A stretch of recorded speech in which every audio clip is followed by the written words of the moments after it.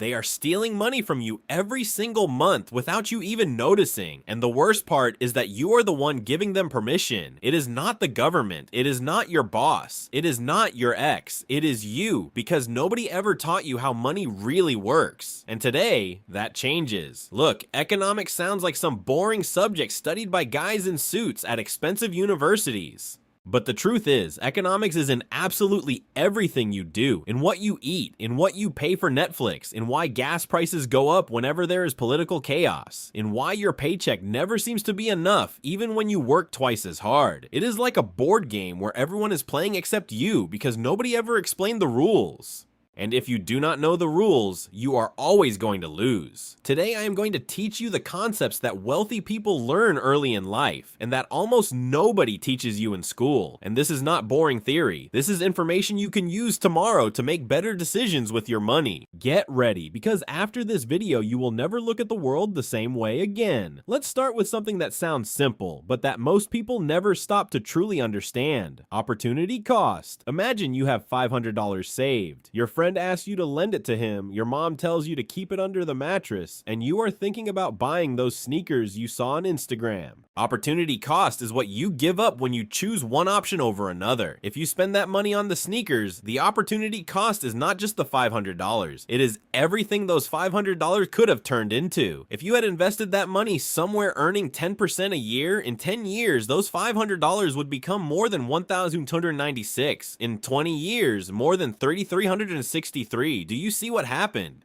You traded $3,263 for a pair of sneakers that will look old in 6 months. This is not meant to make you feel guilty for buying things. It is meant to help you understand exactly what a decision really costs you before you spend. Wealthy people are not wealthy because they never enjoy life. They are wealthy because they understand the real price of every decision they make. Now comes a concept that will sound very familiar, even if you did not know its name: inflation. Have you noticed that years ago, $20 could get you several things at the grocery store, and now $20 barely covers 3 or 4 items? That is inflation, and it is not an accident, it is not bad luck, and it is not just because the supermarket owner is some kind of villain. Well, sometimes maybe, but generally that is not the point. Inflation is the general increase in prices over time, and this basically happens when there is more money circulating than the economy can support with real goods and services. Think of it this way: imagine a small town has 10 apples and $10 in circulation. Each apple costs $1. Now the government says, let's print another $10. Now there are $20 in circulation, but there are still only 10 apples. What happens? Each apple now costs $2. Your money is worth half as much. That is exactly what happens to your money when you leave it safely sitting in the bank earning 1% a year, while inflation is at 4%, 5%, 8%, or higher. Your money is not growing. It is slowly dying. Every year your money sits still, you lose purchasing power.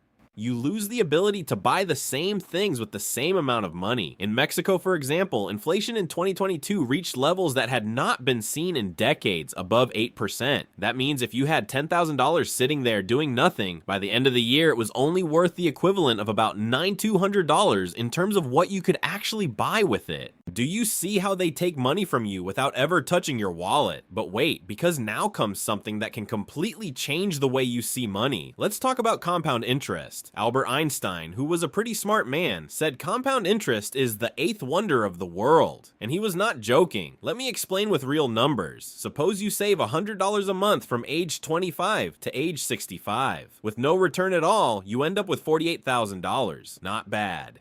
But if you invest that $100 a month at an average annual return of 8%, which is roughly what broad markets have historically delivered over the long term in some countries, by the time you turn 65, you do not have $48,000. You have more than $350,000. How? How do we go from $48,000 to $350,000 while putting in the same amount of money because of interest on top of interest? In the first year, you earn interest on your principal. In the second year, you earn interest on your principal plus the interest from the previous year, and it keeps going year after year until your money starts growing on its own, like a snowball rolling down a mountain and getting bigger and bigger. Now, here is the dark side of this, the side nobody shows you in credit card commercials. Compound interest works exactly the same way against you when you have debt.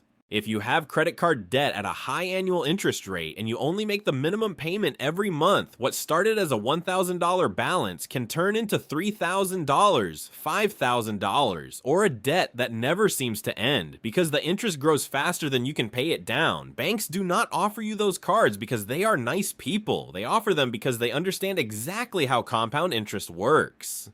The question is, are you going to use it in your favor, or are you going to let them use it against you? Let's talk about something economists call supply and demand, which is basically the law that controls the price of almost everything on this planet. Here's how it works. When there is a lot of something and not many people want it, the price goes down. When there is very little of something and a lot of people want it, the price goes up. Simple, right? But the implications are huge and they affect you every single day. Why does gas get more expensive when there are conflicts in oil producing regions? Because supply can be reduced while demand stays the same or even increases, so the price goes up. Why do certain foods become extremely expensive after droughts, floods, or poor harvests? Because production drops, supply goes down, but people still want to buy those foods. Demand does not fall at the same speed, so prices jump.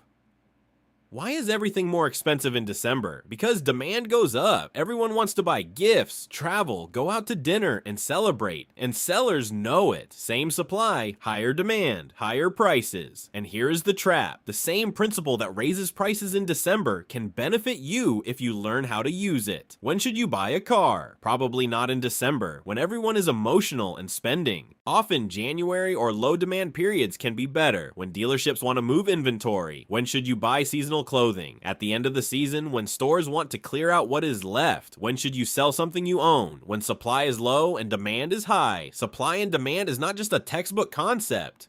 It is a tool you can use to make better decisions every day. Now let's get into something almost nobody explains well: the difference between assets and liabilities. Robert Kiyosaki, the author of Rich Dad, Poor Dad, explained it in a way I never forgot. An asset is something that puts money in your pocket. A liability is something that takes money out of your pocket. And this is where many people get confused and ruin their financial situation without realizing it. Is your house an asset? It depends. If you rent it out and the rent covers the expenses while leaving you extra cash, then yes, it can be an asset. But if you live in it and every month you pay a mortgage, maintenance, property taxes, insurance, and other expenses, that house is taking money out of your pocket every month. It may be a liability disguised as an asset. Is your car an asset? Almost never, unless you use it to work and generate income. A car can lose between 15% and 20% of its value in the first year just by leaving the dealership. Something that cost you $30,000 may be worth $24,000 or less a year later. And that does not include gas, insurance, maintenance, registration, parking, and other costs. All of those are liabilities. Wealthy people accumulate assets: businesses, rental properties, stock market investments, funds, royalties. The middle class often accumulates liabilities while believing they are assets. New cars every 3 years, large houses with crushing payments, expensive gadgets that lose value in months. I am not telling you to never buy a car or to live in a cardboard box. I am telling you to understand what you are buying. Know whether it is going to put money into your life or take money out of it. That awareness is the difference between building wealth and working your whole life just to pay debt. Now, here is something that might blow your mind if you have never thought about it before: GDP, and why it matters even if you are not an economist. Gross domestic product, or GDP, is basically the measure of everything a country produces in a year. Everything. The tacos sold by the guy on the corner, the cars built in factories, the services provided by a doctor, a private class, a construction job, a consultation, an online sale. When GDP grows, the economy is producing more, there is more activity, jobs tend to increase, and wages may improve. When GDP falls for 2 consecutive quarters, that is usually called a recession, and that is when fear begins. Layoffs, businesses closing, credit becoming harder to get. And what does that have to do with you? Everything. When there are signs that GDP may fall, that is exactly when you should prepare. Build an emergency fund, reduce debt, diversify your income.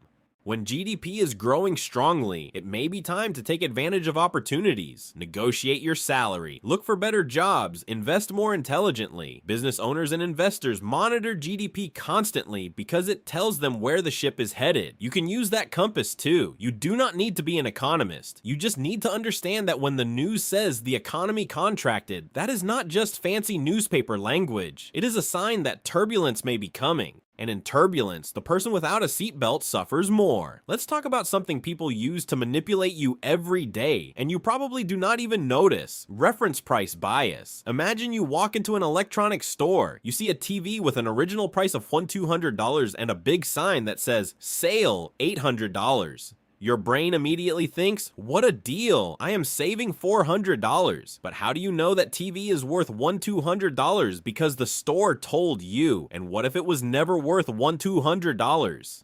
What if the real price was always $800? Then you did not save anything. They simply convinced you that you did. This type of behavior was studied by economist Richard Thaler, who won the Nobel Prize in Economics in 2017 for studying how human beings make irrational economic decisions. And the finding was brutal. Humans do not evaluate the value of things in absolute terms. We evaluate everything in relation to something else, a reference price. And if the person selling you something controls that reference price, they also control your perception of value. Do you see why restaurants put extremely expensive dishes at the top of the menu? It is not necessarily because they expect you to order them. It is so everything else looks reasonable by comparison. Do you see why car dealerships often show you the most expensive version first, packed with upgrades? So the base model feels like a bargain.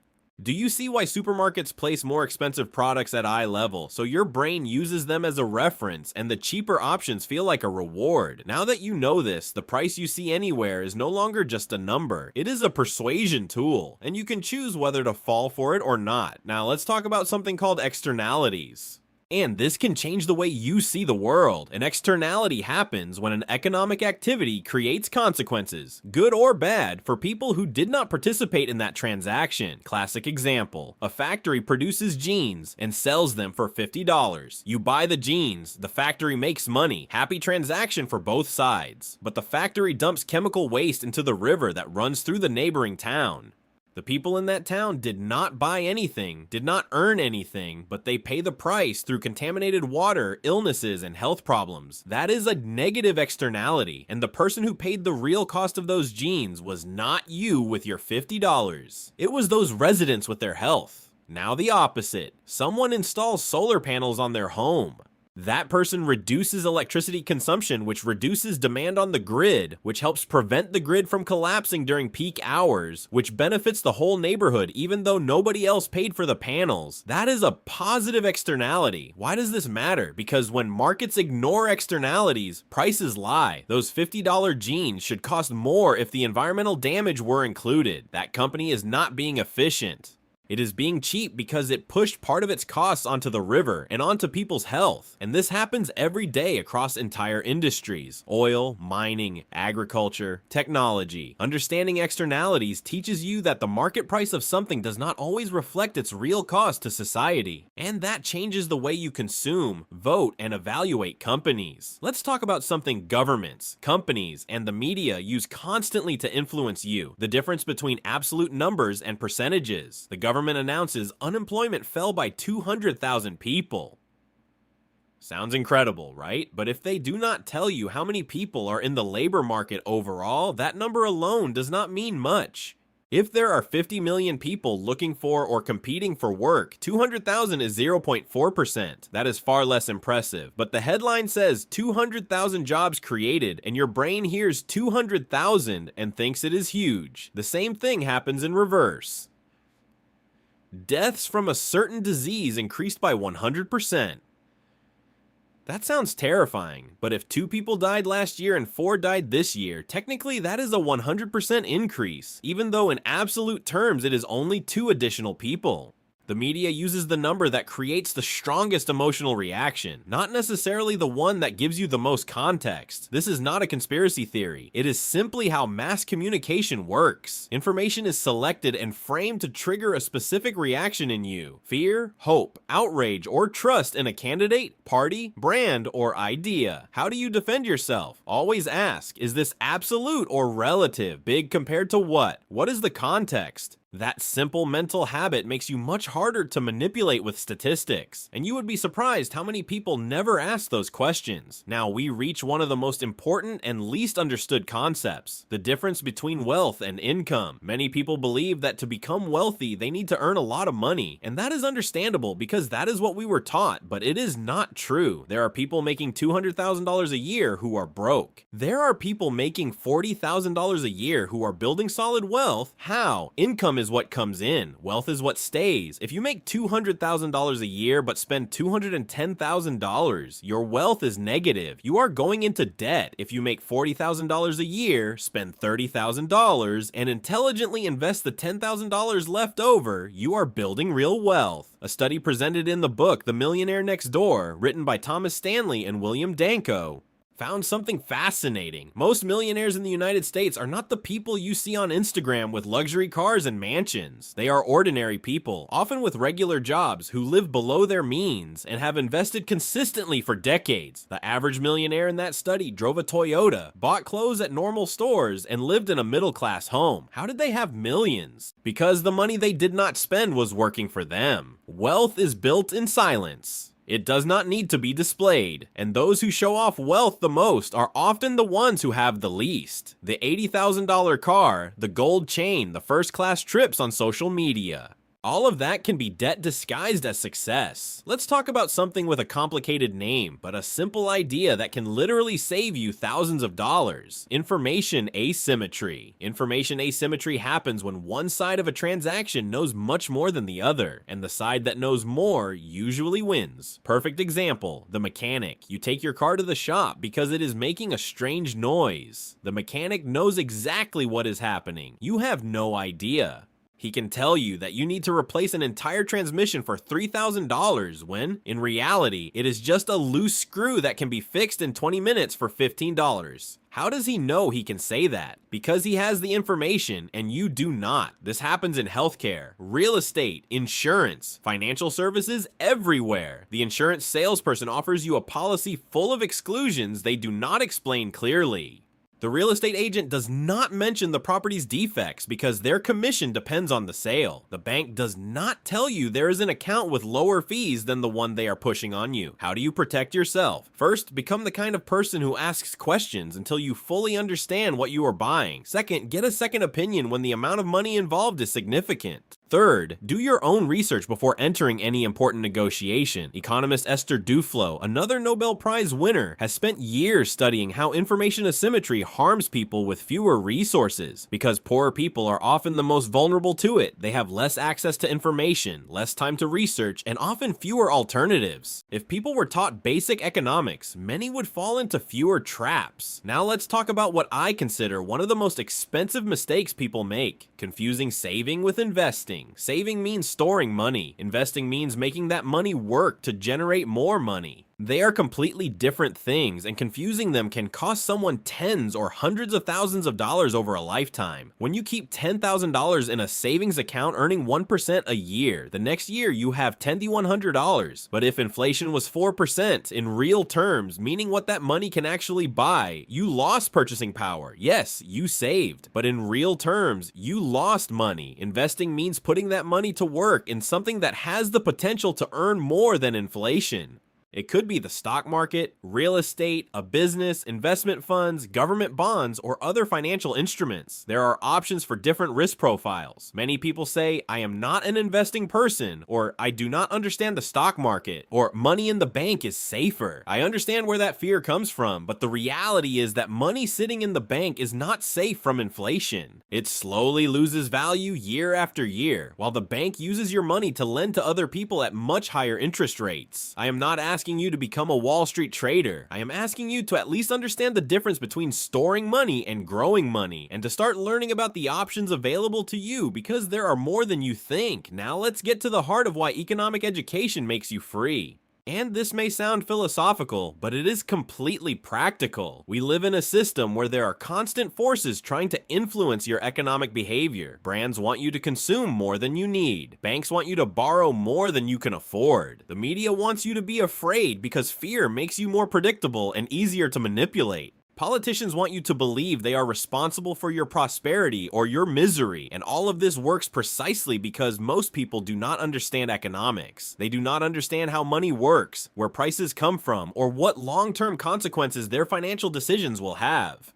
And in that empty space of knowledge, anyone can step in and fill it with their narrative, their product, their promise, or their candidate. But when you understand opportunity cost, you no longer buy impulsively in the same way. When you understand inflation, you no longer leave money sitting still without thinking. When you understand compound interest, you start investing as early as possible. When you understand information asymmetry, you ask questions and do not let yourself get fooled so easily. When you understand the difference between assets and liabilities, you stop accumulating things that make you poorer and start accumulating things that strengthen you financially. Economic knowledge is literally a vaccine against manipulation. It does not make you immune because we are human and we all have biases and emotions. But it gives you tools to recognize when someone is trying to take advantage of your ignorance. Studies from international organizations such as the OECD show that financial literacy is still low in many countries, including much of Latin America. In several surveys, a large share of adults could not answer basic questions about inflation, interest rates, or risk diversification. And do you know what those people have in common? They are not less intelligent. They are not less hardworking.